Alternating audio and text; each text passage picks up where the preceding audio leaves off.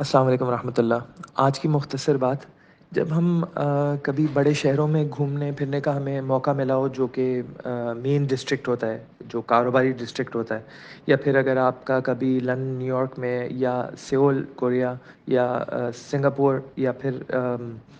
Tokyo جانے کا آپ کو موقع ملا ہو، تو آپ کو آئیڈیا ہوگا کہ وہاں کا جو مین کمرشل ڈسٹرکٹ ہوتا ہے، وہاں پہ کتنا فاسٹ پیس پہ لوگ چل رہے ہوتے ہیں اور ایک دھن میں مگن ہوتے ہیں، اور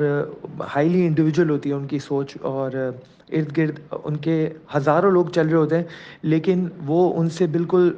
دنیا و مافیا سے بے خبر، یا تو ان کے کانوں میں ایئر پوڈز لگے ہوتے ہیں اور وہ چل رہے ہوتے ہیں، یا وہ جنرلی اگر سب وے میں بیٹھے ہوتے ہیں تو وہ بالکل اپنے موبائل میں مگن، کوئی چیز کو نہیں دیکھ رہے ہوتے ہیں۔ اسی طریقے سے ہمیں اپنے علاقے میں بھی ایسا فیل ہونا اب شروع ہو گیا ہے کہ یہی کلچر چلتا چلا جا رہا ہے۔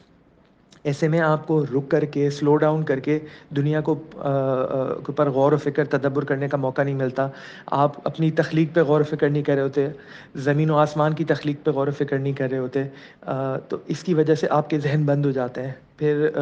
آپ کو عبادت کا، آپ کے پاس ٹائم نہیں ہوتا، آپ کے پاس جو ہے وہ اللہ سبحانہ و تعالیٰ سے باتیں کرنے کا ٹائم نہیں ہوتا، تاکہ آپ ایک زومبی اسٹیٹ میں چلے جاتے ہیں۔ یہ ایک واکنگ ڈیڈ قسم کا تصور ہے۔ جب ہم میں سے کسی نے اگر زومبی مووی بچپن میں دیکھی ہو تو آپ کو یہ آئیڈیا ہوتا ہے کہ وہ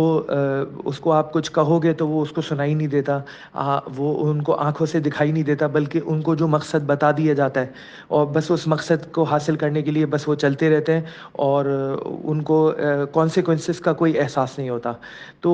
اللہ سبحانہ تعالیٰ اس آیت کے اندر فرما رہے ہیں کہ اللہ سبحانہ تعالیٰ نے جو ہے نا کچھ لوگوں کو جو پیدا کیا ہے وہ جہنم کے لیے پیدا کیا۔ اب لوگ یہ سوچ سکتے ہیں کہ اللہ سبحانہ تعالیٰ تو رحیم و کریم ہے، انہوں نے ایسا کیوں کیا؟ تو آپ یہ سمجھ لیں کہ اللہ سبحانہ تعالیٰ نے ایک گرینڈ ڈیزائن کریٹ کیا ہے، اس کے اندر کچھ لوگوں کو، کچھ لوگوں کے لیے آزمائش بنایا ہے۔ تو ہم اگر گیمیفیکیشن تھیوری میں جائیں تو آپ یہ سمجھ لیں کہ اللہ سبحانہ تعالیٰ نے ہماری آزمائش کے لیے بھی کچھ لوگوں کو پیدا کیا ہے۔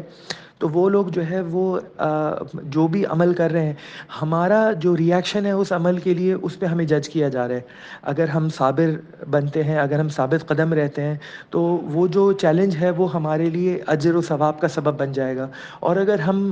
کمپریس کر جاتے ہیں، ڈپریس ہو جاتے ہیں، اور اگر ہم جو ہے وہ اپنے راستے سے ہٹ جاتے ہیں، تو وہ چیلنج جو ہے نا وہ ہمیں اوور کم کر جائے گا۔ تو ہمیں کچھ لوگ ہماری زندگی میں جو ڈیفیکلٹ پیپل ان لائف ہیں، بہت پرابلمٹک لوگ ہیں، ہمیں جو ہے وہ ان کو اپنے لیے ایک آزمائش سمجھنا چاہیے، اور ہمیں جو ہے وہ اپنے راستے پہ ثابت قدم رہنا چاہیے، اور یہ سمجھ لینا چاہیے کہ اگر ان کی طرف سے ہمیں کوئی آسانیاں نہیں مل رہی ہیں، یہ کبھی کبھی کوئی لوگ ہوتے ہیں بلا وجہ ان کے ساتھ بہت ظلم و زیادتی ہوتی ہے، تو انسان اگر یہ سوچے نا کہ یہ شخص ہے کرنے والا، اور یہ شخص ہے جو کہ مجھے جو ہے وہ اس طرح سے پہنچا رہا ہے، اللہ تعالیٰ اس کو نہیں پکڑا، تو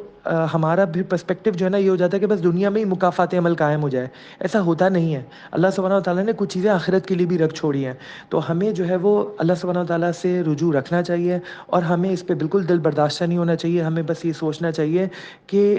یہ شخص جو ہے اگر اس کے نصیب میں ہدایت نہیں ہے تو بس اللہ سبحانہ و تعالیٰ مجھے اس کے شر سے محفوظ رکھ اور مجھے ثابت قدم رکھ، اور ہمیں اپنے راستے پہ چلتے رہنا چاہیے، ڈٹے رہنا چاہیے۔ آج کل بھی ہمارے ملک کے حالات کوئی زیادہ اچھے نہیں ہیں، لیکن ہمیں ایسے میں یہ سوچنا چاہیے کہ یہ ایک آزمائش ہے، اور اللہ سبحانہ و تعالیٰ ہمیں اس میں سرخرو کرے گا اگر ہم ثابت قدم رہیں اور صابر رہیں، اور ہم اپنے منزل پہ، اپنے راستے کو ہم نے آئیڈینٹیفائی کر لیا، قرآن کا راستہ، ہم اس راستے پہ چلتے رہیں۔ اب جو بھی کانسیکوینسز ہوں، ہمیں کسی چیز سے گھبرانا نہیں ہے، ہمیں یہ نہیں سوچنا کہ ہمارے ساتھ وہ جو لوگ ہیں جو ہم پہ مسلط وہ کیا کریں گے، ہمیں بس اپنے راستے پہ چلتے رہنا ہے۔ اللہ تعالیٰ ہمیں ثابت قدم رکھے، اللہ تعالیٰ ہمیں کہنے سننے کے ساتھ عمل کی توفیق نصیب فرمائے، اور اللہ تعالیٰ ہمیں قرآن والا رستہ، اور ہمیں رسول اللہ صلی اللہ علیہ وسلم کا جو رستہ ہے ہمیں وہ اپنانے کا، اور صحابہ کرام رضوان اللہ تعالیٰ علیہم اجمعین اور ہمارے اسلاف اور ہمارے اکابرین کا جو رستہ تھا اس پہ جمنے کی، اور اس پہ چلتے رہنے کی، اور حق بات کہنے کی، اور حق بات پر عمل کرنے کی توفیق نصیب فرمائے۔ آمین۔